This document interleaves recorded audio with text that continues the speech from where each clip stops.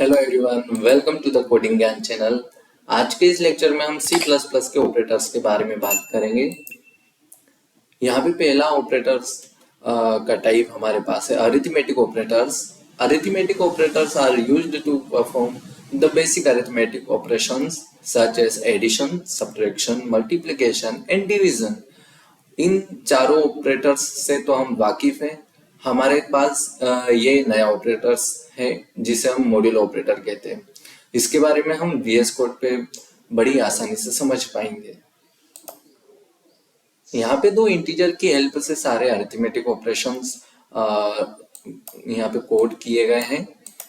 इनसे तो हम वाकिफ हैं ही। ये हमारे पास नया इंट्रोड्यूस होता है मॉड्यूल ऑपरेटर। इसका यूज हम रिमाइंडर निकालने के लिए करते हैं। आइए हम इसे रन करते हैं और देखते हैं कि हमें 12 और 5 के बीच में कितना रिमाइंडर मिलता है। मिला है हमें रिमाइंडर, जो कि सही भी है। मॉड्यूलो ऑपरेटर का यूज करते हुए बस हमें एक बात का ध्यान रखना होता है कि हम इसे फ्लोट डेटा टाइप के साथ में यूज नहीं कर सकते हैं। अगर मैं यहाँ पे इस x का डेटा टाइप फ्लोट रखूं तो हमें एरर शो हो रहा है। इसलिए हम फ्लोट डेटा टाइप के साथ में हम मॉड्यूलो ऑपरेटर का यूज नहीं कर सकते हैं। इसके बाद यहाँ पे हमें डिवीजन में 2 मिल रहा है, जो कि एक्यूरेट वैल्यू नहीं है। अब ये एक्यूरेट क्यों नहीं है, ये आप कमेंट करके बताइए। नेक्स्ट है हमारे पास रिलेशनल ऑपरेटर्स।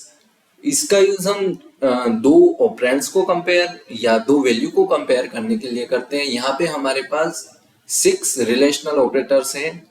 आइए हम इनके बारे में वीएस कोड पे बड़ी ही आसानी से समझते हैं।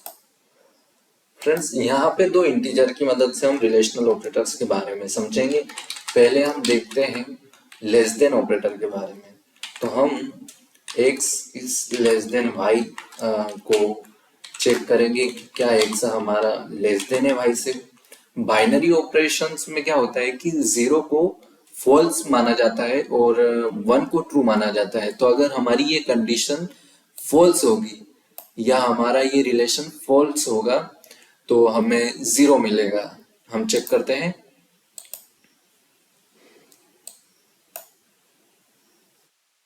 यहाँ पे हमें 0 मिला है, यानी हमारा x y से छोटा नहीं है। नेक्स्ट हम देखते हैं, हमारे पास नेक्स्ट है ग्रेटर देन। तो हम इसे यहीं पे कन्वर्ट कर देते हैं ग्रेटर देन और इसे रन करवाते हैं।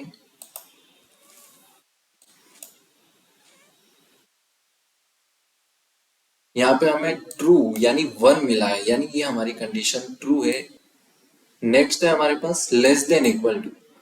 अब इसके लिए हमारे पास कंडीशन ये होनी चाहिए कि हमारा लेफ्ट वाला ऑपरेंड हमेशा राइट वाले ऑपरेंड से छोटा होना चाहिए या बराबर होना चाहिए। इसको अगर हम प्रिंट करवा के अगर चेक करें कि हमारी कंडीशन कब तक ट्रू हो रही है तो हम इसे सी आउट कर सकते हैं और इसे ब्रैकेट में रखेंगे तो हमें ये एरर शो नहीं होगा।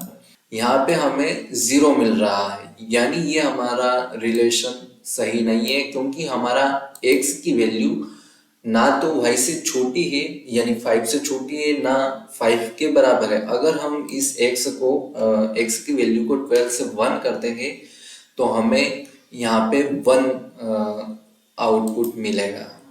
चेक करते हैं। यहाँ पे हमें 1 मिला है, जो कि बिल्कुल सही है।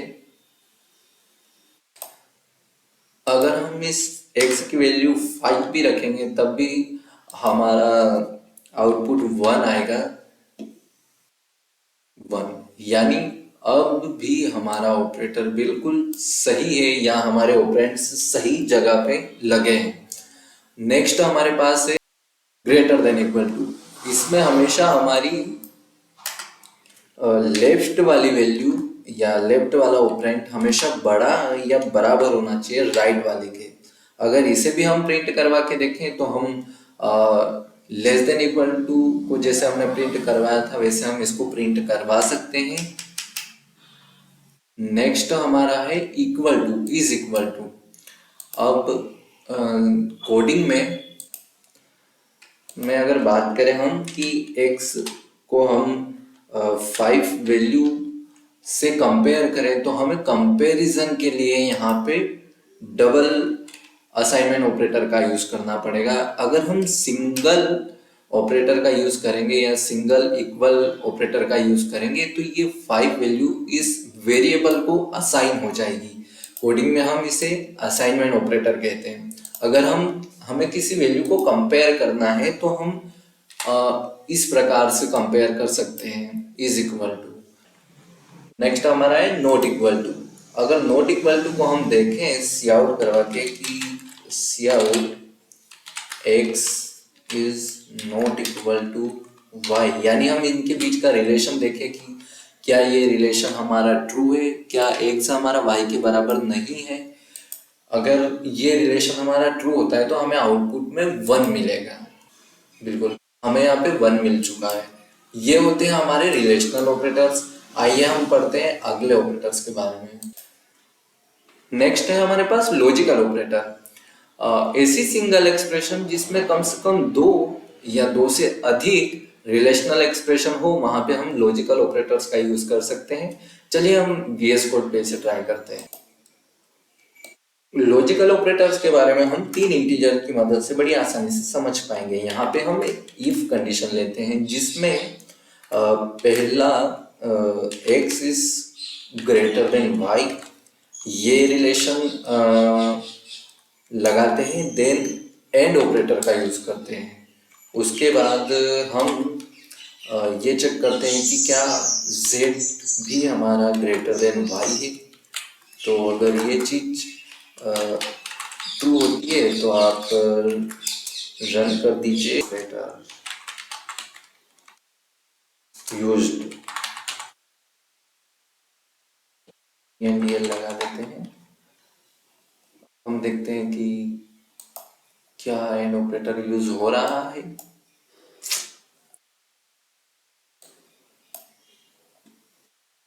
And operator used. And operator तभी वर्क करेगा जब इसके दोनों ऑपरेंड्स ट्रू। अगर एक भी ऑपरेंड फॉल्स होता है तो एंड ऑपरेटर फॉल्स रिटर्न करता है। नेक्स्ट हमारे पास है और ऑपरेटर। और को भी हम यही समझ लेते हैं कि अगर और ऑपरेटर में ऐसा होता है कि दोनों में से कम एक ट्रू होना चाहिए तो हमारी कंडीशन ट्रू हो जाएगी, यानी एग्जीक्यूट हो जाएगी। अब देखते हैं कि हम यहाँ पे इस कंडीशन को रन करवा पा रहे हैं या नहीं।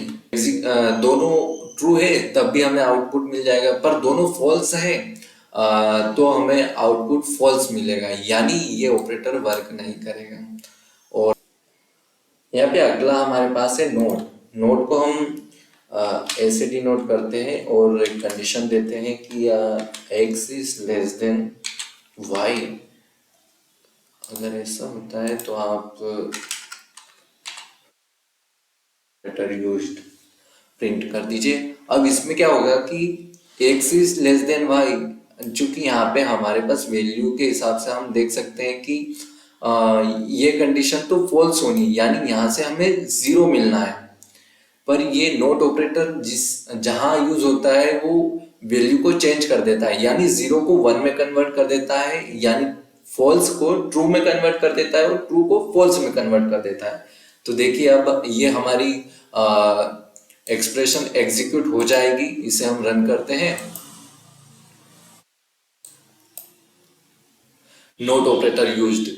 अगर हम इसे ट्रू कर देंगे तो अगर हम x is greater than y, यानी ये हमारी कंडीशन ट्रू है क्योंकि x हमारा y से बड़ा है, तो ये ट्रू है। सॉरी, तो ये इसे फॉल्स में कन्वर्ट कर देगा। तो हम इसे एक बार और रन करवा के देखते हैं तो हमें खाली स्क्रीन मिलेगी, यानी कुछ भी प्रिंट नहीं होगा।